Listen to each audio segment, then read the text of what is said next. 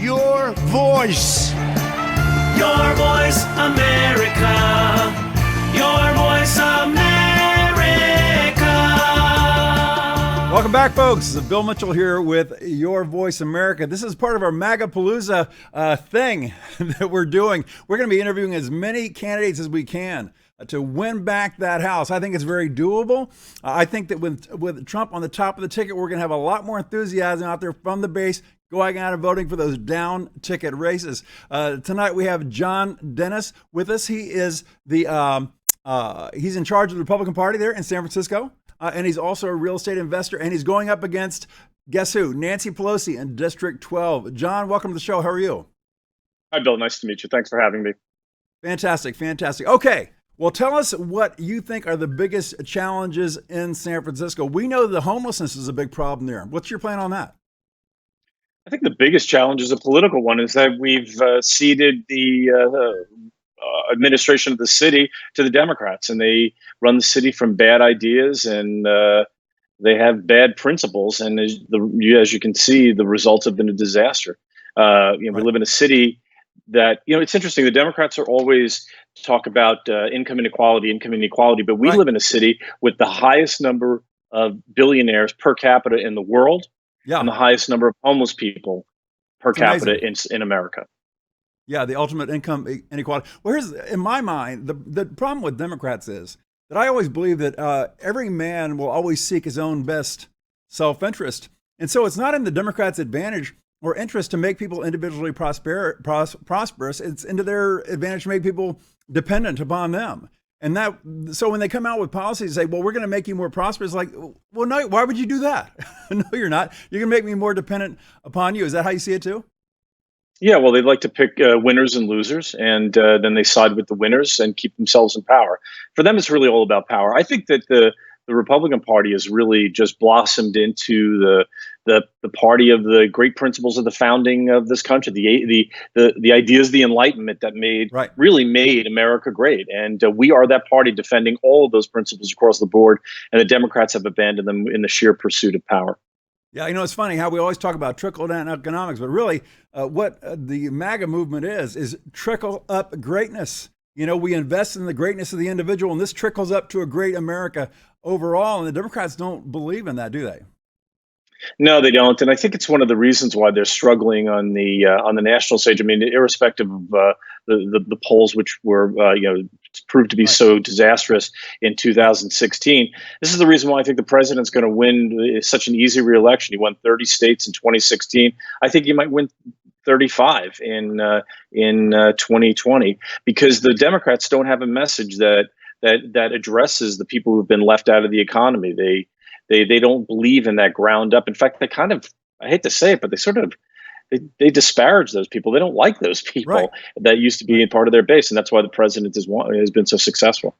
Absolutely, absolutely. Okay, well, what are we going to do about the homeless situation? We keep hearing about the problems on the streets, walking around the streets of San Francisco. I lived in San Francisco 20 years ago, 25 years ago. I understand it's changed a lot since then. If you take over this role and take Nancy out of that spot that she's been in forever, what are you going to do in Congress to see if we can improve the standard of living for people there in San Francisco, not just the billionaires, but everybody? So it's funny, I ran for supervisor in town last year, and we have a little bit more, as a supervisor, you have a little more direct control over the policies. But I think that, the person who holds the power to ask for federal funds for the city has a lot of leverage in City Hall. And one of the things that we need to pursue is the simple act of enforcing the laws in San Francisco. It's not legal to sleep on the sidewalks. It's not legal to use the silence as toilets. And if we address those quality of life issues, probably the most important thing, it gets people who desperately need help into the places where they can get help, as opposed to leaving them on the streets. And secondly, it sends a message to people who come to San Francisco for the free needles that the city gives out, for the free food that people give out, for all the money that passersby hand out.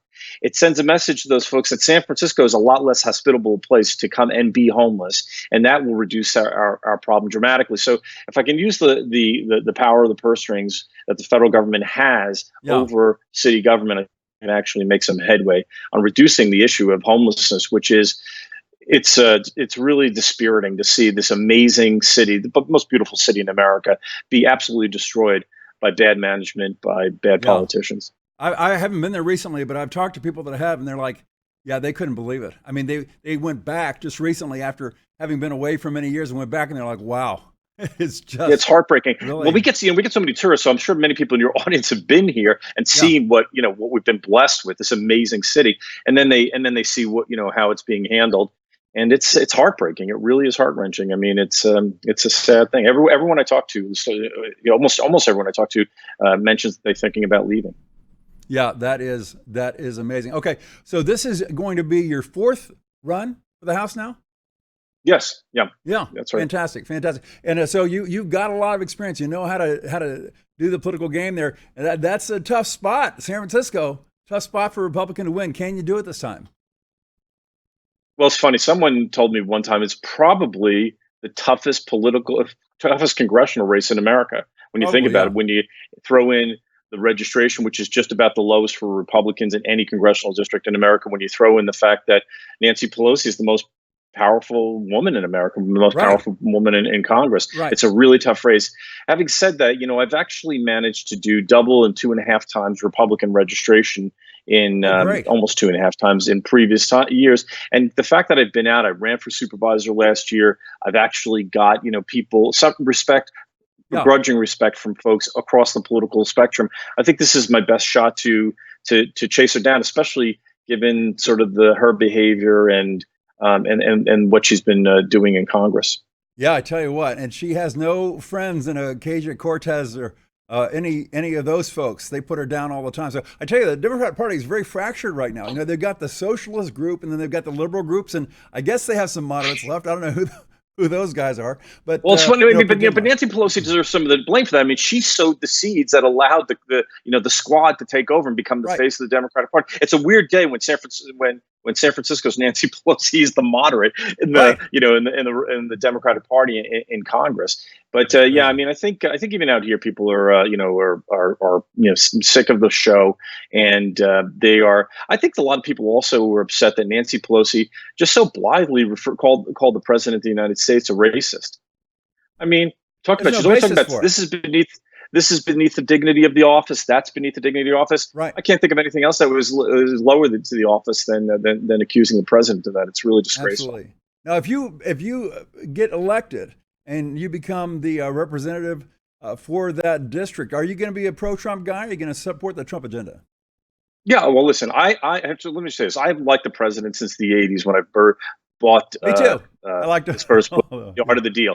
And I haven't touched that book in 30 years, and I can tell you things that I read about it as if I read it yesterday. Right. And so I like the president personally. I have to tell you, I agree with him. I think he's got great instincts, and in the areas where I don't agree with him, I'd like to counsel him and give him a different point of view. But that, I think, is the way that you respectfully handle the president. I think he intends to do well for the country. I think he's the right guy at the right time.